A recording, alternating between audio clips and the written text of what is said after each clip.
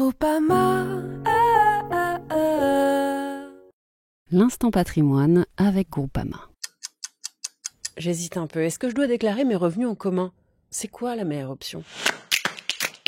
Alors en fait, vous n'avez pas le choix. Pour les couples mariés ou pacsés, en principe, la déclaration commune s'impose. La seule option, c'est l'année du mariage ou du pacs. Dans ce cas, il est possible d'opter pour une imposition séparée. Fiscalement, vous serez considéré comme célibataire toute l'année. Pour les années suivantes, il n'y a aucune option. Les couples mariés ou pacsés devront réaliser une déclaration commune, sauf dans des situations spécifiques où il faudra obligatoirement réaliser une déclaration séparée. Par exemple, l'instance de divorce avec autorisation de résidence séparée.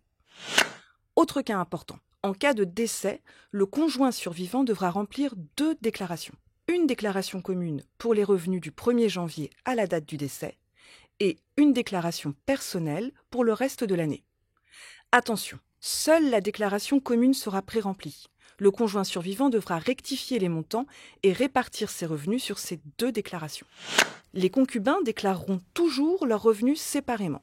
Mais attention, les concubins notoires sont soumis à déclaration commune pour l'IFI, l'impôt sur la fortune immobilière. Ce n'est pas négligeable.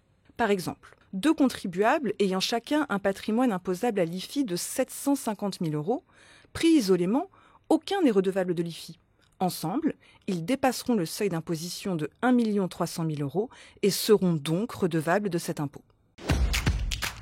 L'impact de la déclaration commune varie selon les situations. Elle peut conduire à une diminution de l'impôt total s'il y a un écart important de revenus entre les conjoints. Elle peut être neutre si les revenus des conjoints sont similaires. Et elle peut même générer une augmentation d'impôt si les contribuables ont chacun un revenu taxé à 11 %. Le système de la décote est en effet plus avantageux, pris individuellement.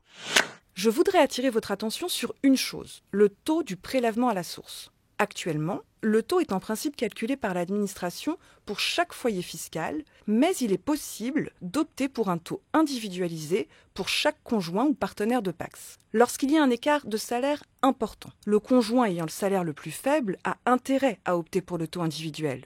Le taux sera donc plus faible. Mais attention, à compter du 1er septembre 2025, ce taux individualisé s'appliquera de plein droit, sauf option contraire.